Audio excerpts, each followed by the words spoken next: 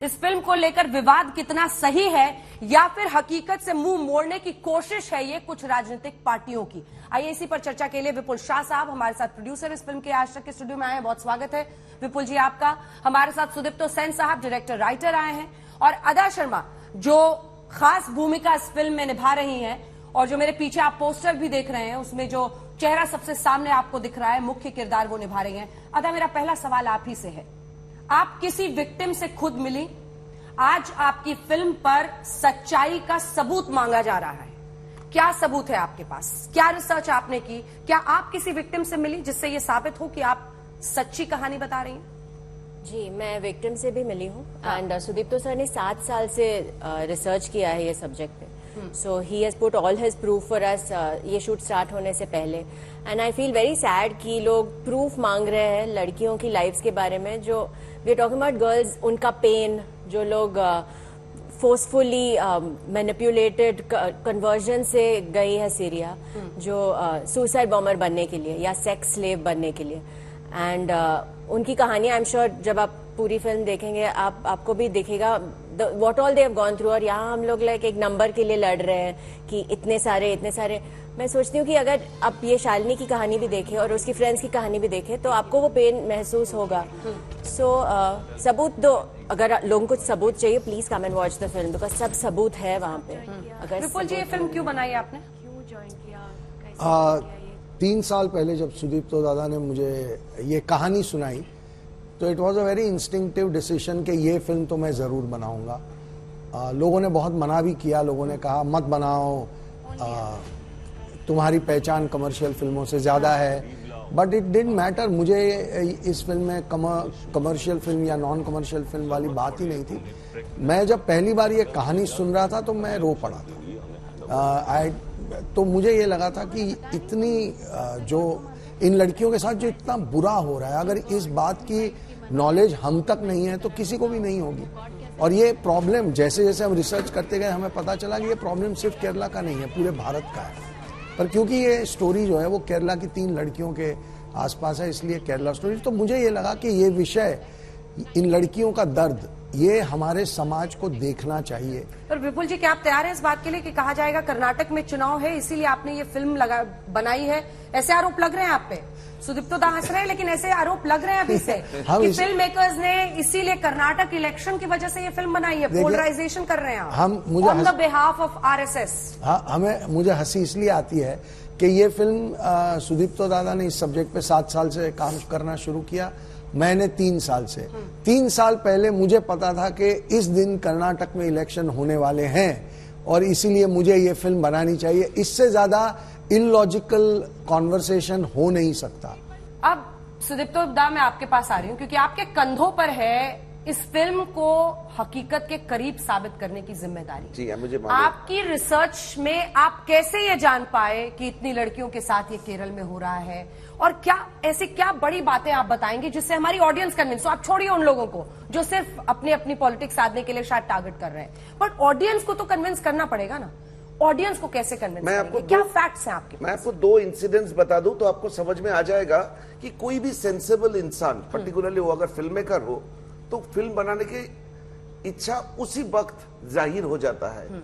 एक लड़की की कहानी थी हदिया करके। उस लड़की ने 19 साल की बच्ची थी, वो एक ट्रैप में फंस गई थी और उसकी कन्वर्शन हो जाता है, शादी हो जाता है। 15 दिन के अंदर उसको पता चल जाता है, ये मैं 2014 की कहानी बता रहा हूँ। 15 दिन के अंदर उसको पता चल जाता है कि वो बहुत बड़ा एक ट्रैप में फंस गई और उसमें वहां से बाहर निकलना है कुछ लोगों की मदद से। ये मैं त्रिवेंद्रम शहर की बात कर रहा हूँ। वो बाहर आ जाती है और उसका रिकन्वर्शन होता है, मतलब वो वापस हिंदुइज्म ले लेती है। और उस समय पे प्रेस, सरकारी सिस्टम, पुलिस उसके पीछे भाग रही थी उसके सच्चाई जानने के लिए। तो वो लड़की एक शाम को उसके माँ बाप को कन्विंस करके, वो कसरगोड के गांव से थी, वहां पे वो सोचती है कि अगर त्रिवेंद्रम से दूर चले जाएंगे तो ये लोग पीछे नहीं करेंगे। वो साइकोलॉजिकली बहुत ज्यादा एक बुरे हाल पे थी। वो जब सुबह पहुंचती है वहां पे जाके देखती है उसके गांव में उसके घर को जला दिया गया। तो आपको उस लड़की की ये जो इंसिडेंस था, ये पहला इंसिडेंस है जो मुझे ये महसूस कराए कि there is something major, something wrong happening to the society there. उसके बाद वहां से मैंने जर्नी शुरू की। उसके बाद मैंने एक दो करते करते करीबन 500-550 केसेस को स्टडी किया। आपने स्टडी किया है 550? मैं पर्सनली स्टडी आपके किया। पास मेरी कैमरा में पेपर प्रूफ है उनका? ये अंजना जी, पेपर पे नहीं, वीडियो फुटेज है मेरे पास। वीडियो फुटेज है आपके पास? कम से कम 300 घंटे की वीडियो फुटेज है जो ये सारे लड़कियों से बात करती हूँ। मैं आपको दूसरी कहानी बताता हूँ। ये 2016 की बात है। मैंने 4-5 लड़कियों से मिले जो एकदम ब्रिंक पे जाके वापस आई है, जिनमें से श्रुति करके एक लड़की तो अभी जैसे हम यहाँ पे बैठे हुए हैं, वो साउथ की सारे चैनलों में अभी दिख रहा है, जो हमारी इंस्पिरेशन, मेरी इंस्पिरेशन थी। वो लोग अंजना जी एक छोटा सा घर में का एक रेंट लेके एक घर पे रहते थे। उसकी इलेक्ट्रिसिटी काट दिया गया था। वो सब्जी लेके घर में आते थे तो सब्जी का बैग रास्ते में छीन लिया जाता था। डेज आफ्टर डेज वो लोग भूखे सोते थे, खाने को नहीं मिलते थे। वो 6-7 लड़की का गलतियां क्या थी? प्यार किया था बस। और उसके बाद वो लोग जो वापस आए उसकी सजा ये लोग आज भी भोग रहा है। मैं जब इंटरव्यू करने गया था, वो फुटेज है, जब कभी अगर आपको चाहिए तो मैं दे दूंगा। दरवाजा को इतना सा खोला, क्योंकि दरवाजा खोल नहीं सकते थे, कभी भी उसके ऊपर अटैक होगा। इतना सा खुला हुआ था। वो जो लाइट आ रहे थे, वो लाइट में हम लोगों ने शूट किए। ये चित्रा, श्रुति, ये सब लड़की तो अभी मतलब न्यूज चैनलों में जा रही है। वो आज मुझे फोन करके बोलती है, आज एक कोर्ट में केस हुई है केरला में और उसमें सुप्रीम कोर्ट में। वो लड़की का पहला क्वेश्चन है, दादा हमें जेल कहाँ जाना है, केरला में जाना है या दिल्ली में जाना है? कितना ताकत है उस लड़की का, आप बोलिए। ऐसे ऐसे लड़कियों की कहानी, उसके साथ जिंदगी बिताने के बाद अगर उसकी कहानी बोलने के लिए ना कोई धर्म की जरूरत बहाना चाहिए मुझे, ना कोई पॉलिटिक्स की बहाना चाहिए मुझे उतना ही एक दिल जो लेके मैं जन्मा था, जो दिल विपुल जी की आंखों में भी आंसू ला दिया था, वो दिल मुझे मजबूर करता है ये फिल्म बनाने के लिए। तो इसमें अगर किसी को प्रोपेगेंडा लगे, किसी को झूठ लगे, किसी को एजेंडा लगे, मैं सिर्फ उनको सॉरी बोल सकता हूं और ये बोल सकता हूं कि 5 मई को ये फिल्म आ रहा है, जाके देख लीजिए।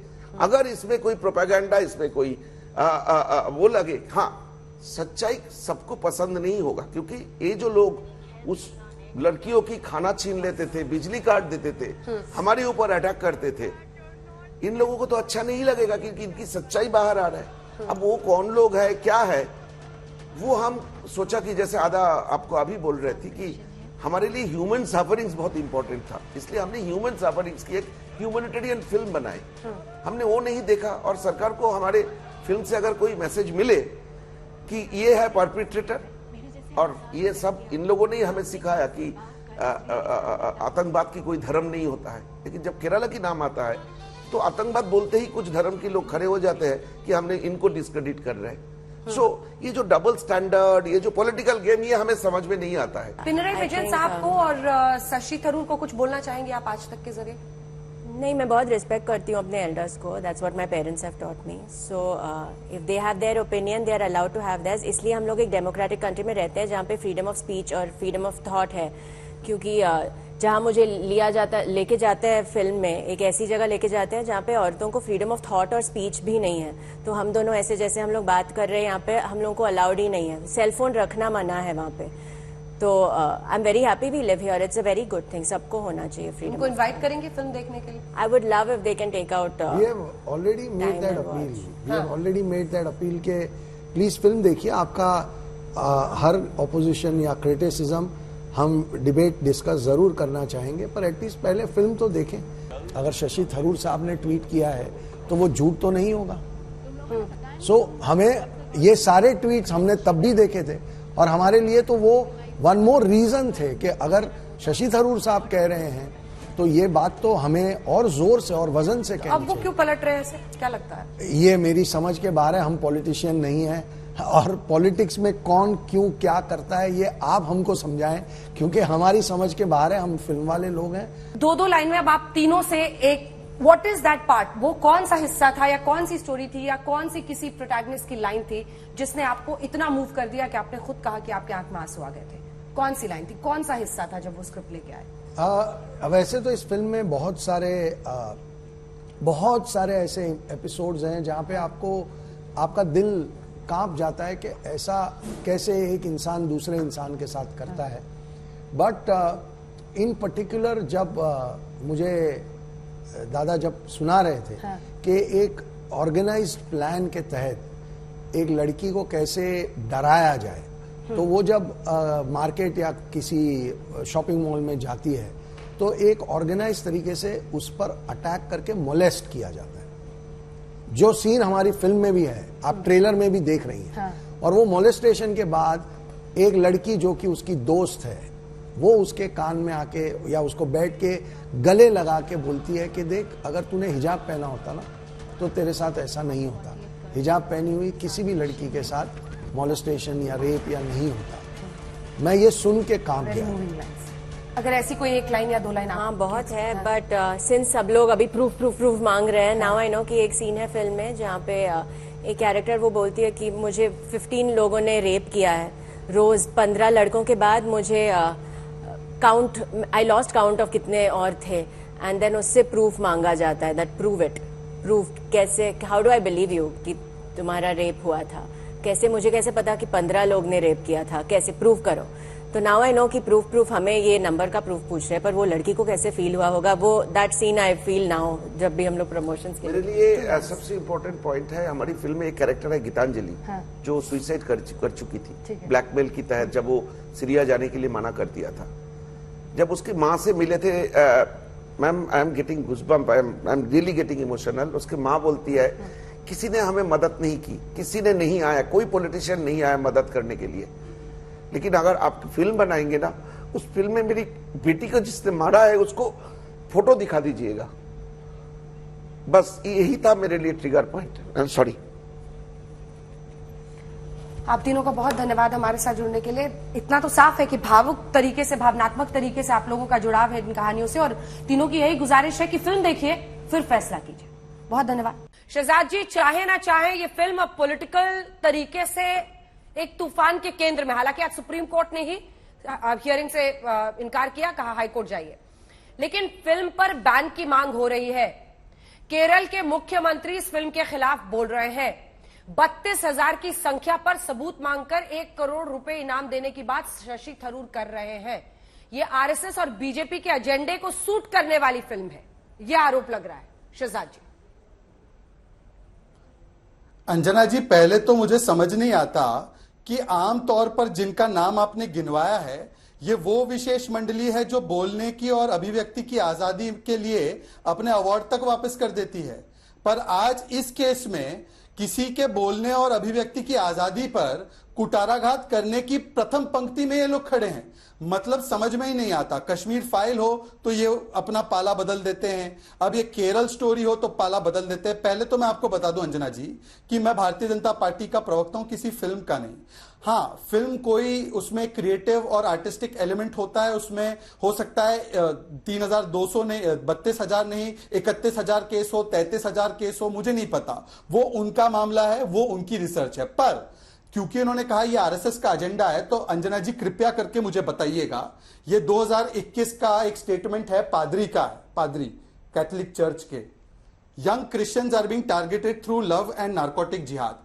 अब ये पादरी तो शायद आरएसएस के नहीं होंगे। फिर एक अच्युतानंदन जी है, पूर्व मुख्यमंत्री, वामपंथी विचारधारा के ही, ये 20 साल में केरल मुस्लिम राज्य बन जाएगा, ये उनका बयान है, वीडियो भी है, अमित मालविया जी ने उसको ट्वीट भी किया है।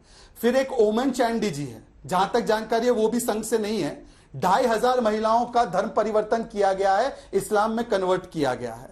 फिर एक और स्टेटमेंट है केरला चर्च का ही, जो 2020 का है, लव जिहाद इज रियल, और क्रिश्चियन विमेन भी इसमें टारगेट हो रहे हैं। अब मुझे अंजना जी केवल एक ही चीज बता दीजिए कि ये सारे लोग आरएसएस के हैं, मतलब अच्युतानंदन जी भी आरएसएस के हैं, या ये केवल अपने वोट बैंक को सुरक्षित रखने के लिए महिलाओं का हो रहा उत्पीड़न, आमतौर पर ये कहते हैं लड़की हूं, लड़ सकती हूं, मैं लड़कियों के साथ खड़ी हूं, पर जहां पर लड़कियों के साथ इतने बड़े पैमाने पर उनके साथ अन्याय हो रहा है, तो कट्टरपंथी वोट बैंक को साधने के लिए, जैसे शाह बानो में किया था, जैसे शायरा बानो और ट्रिपल तलाक में किया था, अब इस अभिव्यक्ति की आजादी की मंडली ने कन्वीनियंटली अपना पाला बदलकर अब वो इन कट्टरपंथियों के साथ खड़े हैं।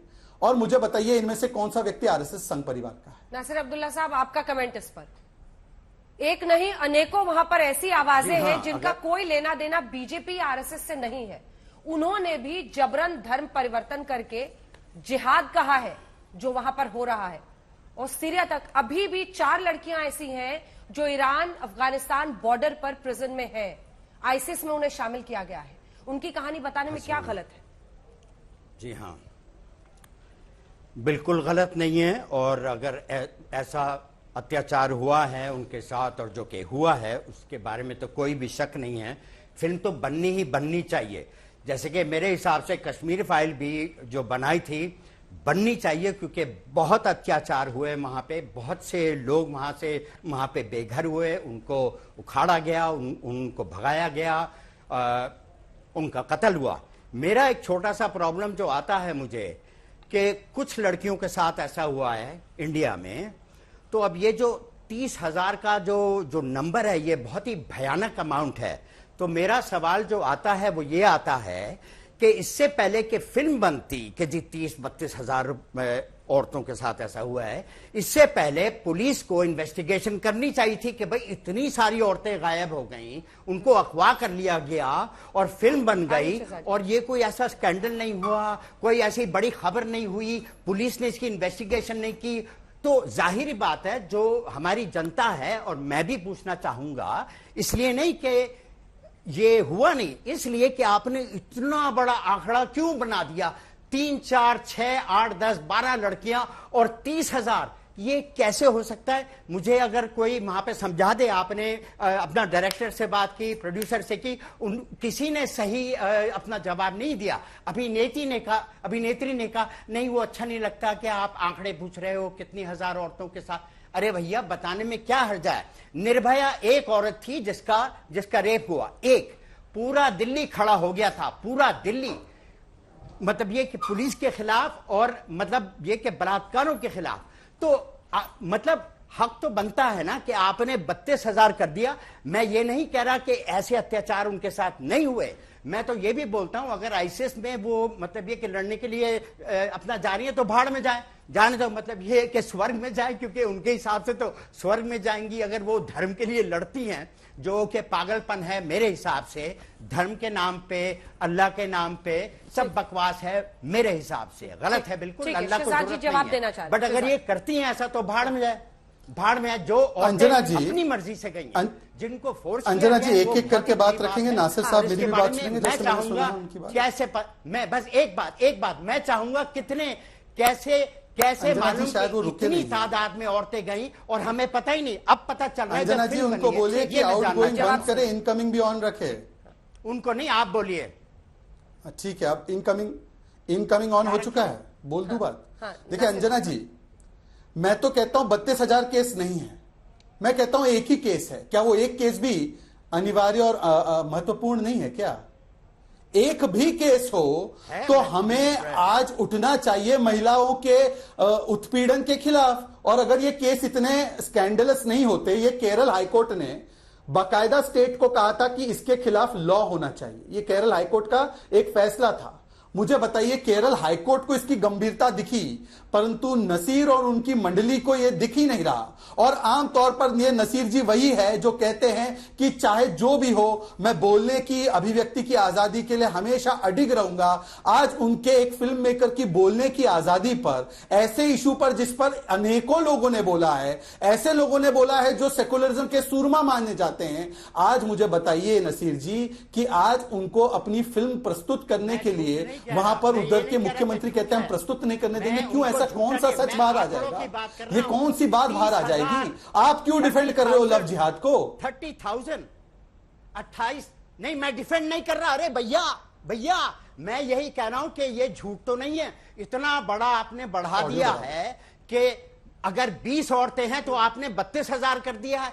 ये मुझे अजीब लग रहा है। मैं कह रहा हूं एक ही औरत है। ने इस पर एक्शन भाई, मैं कह रहा हूं एक ही है, तो नहीं दिखानी चाहिए। आप नहीं कह रहे, गलत कह रहे हैं। मैं कह रहा हूं एक ही है, तो भी ना गायब हो गई। इतनी सारी औरतें गायब हो गई, 30,000 औरतें गायब हो गई और हमें पता ही नहीं। डायरेक्टर साहब की आपने बात सुनी जब मैंने उनसे प्रश्न किया, उन्होंने कहा 3 घंटे के उनके पास टेप्स है। अरे सुनिए ना, सुनिए ठीक, यहाँ ठीक सुनो ना, कोई टेप्स आपको हैं, इमोशन टेप्स हैं, लेकिन करना है। पुलिस वो कहाँ कह रहे थी? हैं कि टेप्स हमारी है उनके पुलिस पास कहाँ पे है 500 जब ये महिला, सब हुआ है? यही तो पूरा इन्होंने एलिगेशन रिपोर्ट क्यों है, नहीं किया? यही पूरा मेरा एलिगेशन सवाल है कुछ और नासिर साहब। मेरा सवाल कुछ और है, आपने रिपोर्ट होमवर्क क्यों ही नहीं किया आज। मेरा सवाल कुछ और है, रिपोर्ट क्यों नहीं किया? अगर 500 भी है, रिपोर्ट क्यों नहीं किया? नासिर ये साहब। बात अखबार में क्यों नहीं आई? ये बात हमारे समाचारों में क्यों नहीं आई? ये जानना चाहता हूं। मैं ये नहीं कह रहा नहीं हुआ, मैं ये कह रहा हूं कि अगर इतने सारे लोग थे तो फिल्म के बाद क्यों मालूम हुआ कि इतनी सारी औरतें गायब हो गईं, उनके साथ में बलात्कार हुआ? मुझे ठीक से समझ में नहीं आ रहा। अगर हो सके तो कोई फिल्म वाला आप जो है, उमेन चांडी हमको को जानते समझा दे, हैं? अच्छा रहेगा। वैसे फिल्म दिखानी चाहिए, मैं देखूंगा, नासिर साहब, आप उमेन चांडी को मैं फिल्म जानते हैं? देखूंगा। उमेन चांडी को जानते हैं आप? सुना है उनके बारे में, जी सुना है उनके केस आप के बारे में। अच्युतानंदन को जानते हैं? अब भैया मेरा यहाँ पे कोर्ट मार्शल क्यों कर रही हो? मेरा अरे, तो सीधा सवाल है, अरे, मेरा सीधा सवाल है नासिर अभी साहब, के बारे बड़ी में। दिलचस्प बात है कि आवाज जरा नीचे मेरा कीजिएगा। टेस्ट आप ले- चाहते हैं कि आप मेरा आपको टेस्ट- तो आप बोला जाए और दूसरों से आप तू तड़ाक करें कि मेरा कोर्ट मार्शल क्यों कर रही हो? तमीज से बात करें, आप भी सम्मान दें, आपको भी सम्मान मिलेगा। दूसरी बात, ये दोनों मुख्यमंत्री रह चुके हैं केरल के, कम से कम सब्जेक्ट पर थोड़ा सा होमवर्क करके तो आइए। और इन्हीं लोगों ने बयान दिया है, एक ने दिल्ली में आके कहा कि केरला मुस्लिम बहुल स्टेट हो जाएगा, ऐसी हालत आ रही है। एक ने 2500 का नंबर खुद कोट किया है। यही तो पूरी बहस है कि अंडर रिपोर्टेड ये केसेस रह गई, वहां की पुलिस कार्रवाई नहीं करती है, लगातार ऐसे मामले बढ़ रहे हैं और यही बहस इस मूवी के बाद छिड़ेगी। इसीलिए तो फिल्म मेकर्स ने ये मूवी सामने लाई है कि ये कौन सी सच्चाई है जिसको इतने दिनों तक दफन करके रखा गया। रवि राय साहब, नासिर साहब को आप जवाब देना चाहेंगे? वो ये कह रहे हैं कि नंबर्स एग्जैजरेट करके बताया गया है और जिसके साथ हुआ है वो जाके रिपोर्ट करे। यहां तक कहा उन्होंने कि जो गया वहां पर उनके साथ लिए काम करने वो भाड़ में जाए। ये तो उनकी भाषा है।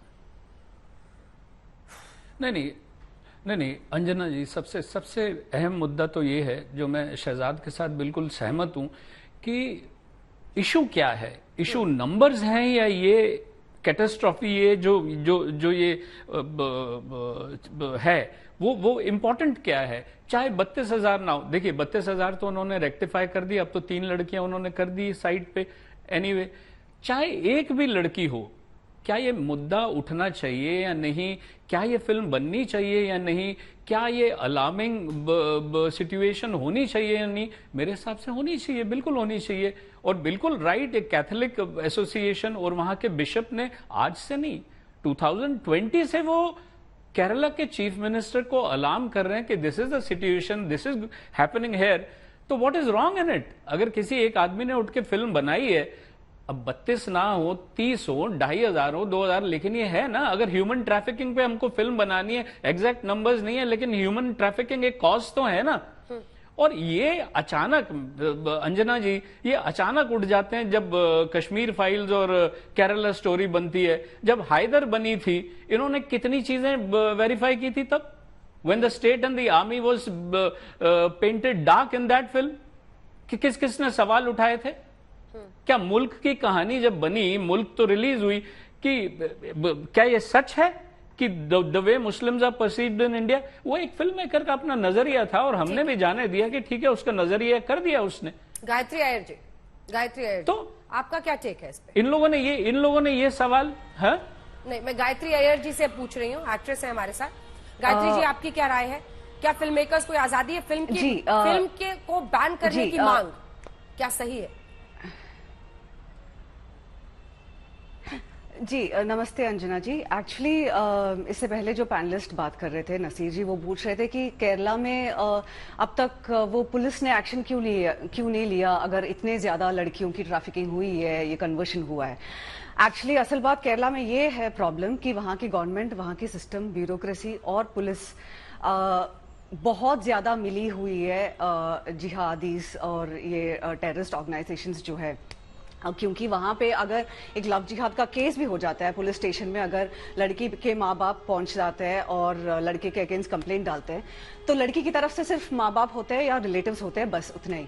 लेकिन लड़के की तरफ से जितने लोग, 300 से 1,000 लोग आ जाते हैं, चाहे लड़का जितना भी लो क्लास से हो, 300 से 1,000 लोग आ जाते हैं। और बड़े बड़े व्हीकल्स में 15 गाड़ियां, 90 बाइक्स, ये होती है संख्या जो मुस्लिम लोगों की संख्या होती है एक पुलिस स्टेशन में।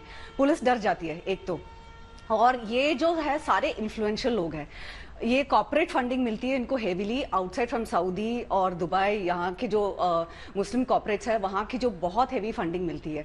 और ऊपर से ये जो लोग आते हैं पुलिस स्टेशन में, जो 1000 के करीब लोग आते हैं, ये सब पार्टी से होते हैं। एसडीपीआई, पीएफआई जो बैंड है, सिमी जो बैंड पहले था जो पीएफआई बाद में बना, एसडीपीआई, पीडीपी, पीएफआई, ये सब पार्टी से लोग आ जाते हैं ये एक लड़के के साथ खड़े होने के लिए। और मतलब पैसा इतना बहा देते हैं और पुलिस को इतना डरा देते हैं कि पुलिस अगर हेल्प भी करना चाहे तो वो पुलिस हेल्प नहीं कर सकती। पुलिस एक तो चुप रहती है क्योंकि पुलिस में बहुत इन्फिल्ट्रेट हो गए, ये जिहादी माइंडसेट के लोग बहुत ज्यादा इन्फिल्ट्रेट हो गए, तो पुलिस बहुत ज्यादा चुप रहती है, नहीं तो वो हेल्पलेस हो जाती है क्योंकि इतने सारे नंबर्स देख के कोई भी डर जाता है। और ये सब आपको कैसे पता चला है कि आपका कोई पर्सनल एक्सपीरियंस है जिसकी वजह से आप ये बता रही हैं गायत्री जी? नहीं, जो अभी ये बोल रहे थे ना, जो क्रिश्चियन ऑर्गेनाइजेशंस ने अभी ये किया है, तो वो जो कासा करके एक ऑर्गेनाइजेशन है जो स्पेशली क्रिश्चियन कम्युनिटीज को लव जिहाद के अगेंस्ट बचाने के लिए कासा करके एक ऑर्गेनाइजेशन फॉर्म किया गया है। हाँ। जिसका हेड है केविन पीटर्स। तो केविन पीटर्स की आप एक बार कहानी सुनिए, उनकी खुद यूट्यूब ने उन्होंने बोला है। वो पहले लव जिहाद को डिसमिस करते थे, ये तो आरएसएस और संघ परिवार की आइडियोलॉजी है, डिसमिस। जब तक उनकी खुद की बेटी लव जिहाद की शिकार नहीं हुई और ये खुद का उनका एक्सपीरियंस है, उसके बाद उन्होंने पूरा अपना जायदाद जो पूरा है उन्होंने सब कुछ लगा दिया कि लव जिहाद के अगेंस्ट वो कासा उन्होंने फॉर्म किया। और उनको करीब 300-400 केसेस के बारे में उनको फर्स्ट हैंड अकाउंट जो एक्सपीरियंस है जो उन्होंने यूट्यूब पे डाला है। And you can everyone knows about it in Kerala. Nasir साहब, बैन लगनी चाहिए नहीं लगनी चाहिए? सब इस्तेमाल कर लिया था, बहुत ही दुष्ट लोग हैं ये, दुष्ट लोग हैं। आतंकी कहिए ना, दुष्ट और ये सब बोलने की जरूरत ही नहीं है, आतंकवादी कहिए, आतंकवादी। भाई ये खुद कह रहे हैं आतंकवादी तो दुष्टी होते ना, आतंकवादी तो दुष्टी होते ना, तो दुष्ट में क्या बुराई है? अगर दुष्ट आदमी को या फिर आप मतलब ये कि मुजरिम को मुजरिम कहें, ये लोग मुजरिम हैं, बहुत ही बुरे लोग हैं, बहुत ही बुरे लोग। और क्या कहूं मैं, और क्या कहूं, आप बता दीजिए। मैंने तो साधारण सा शब्द इस्तेमाल किया था पहले कि आपको इतने विशेषणों की छानबीन और उस विशेषणों के कुएं में छलांग लगाने की जरूरत ही नहीं पड़ेगी। आतंकी कहिए, बस बात खत्म। आतंकी को आतंकी कहिए, उन्हें बुद्धू बुद्धू क्या कहना है? बुद्धू करके तो उनको बहलाने की तरह है। जैसे कि मेरा जाती ख्याल है कि जैसे हमारे यहाँ रेपिस्ट होते हैं ना, रेपिस्ट, उसको भी आतंकी कहना चाहिए, आतंकवादी, क्योंकि सच्ची में ये रेपिस्ट लोग जो है असल आतंकवादी भी होते हैं। उनका नाम जो है रेपिस्ट नहीं होना चाहिए, उनका नाम होना चाहिए आतंकी, आतंकवादी। मेरा अपना जाती ख्याल है। शहजाद जी, बिकॉज मासूम लोगों के साथ ऐसा घोर अपराध उनके साथ में करना आतंकवाद है मेरे हिसाब से। मैं तो नासिर साहब एक सवाल आपसे पूछती हूँ, उसके बाद से मैं कंक्लूडिंग रिमार्क सबसे लूंगी। नासिर साहब, क्या आपका ईमान, आपका दिल इस बात पर बहुत नहीं कचोट रहा है कि इस फिल्म पर मुझे प्रश्न नहीं खड़े करने चाहिए? अगर 500 लोगों के रिसर्च के साथ एक फिल्म बनाई गई है, जिन बच्चों को वहां से लव जिहाद के नाम पर बहकाकर शादी करके सीरिया ले जाया जाता है, उनके पास 2 ऑप्शन होता है, सेक्स स्लेव बने वहां पर मौजूद आतंकियों के लिए या फिर ह्यूमन बॉम्ब बने।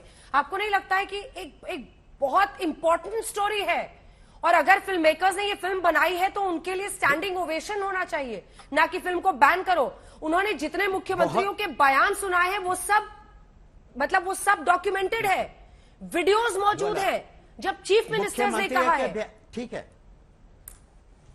क्या?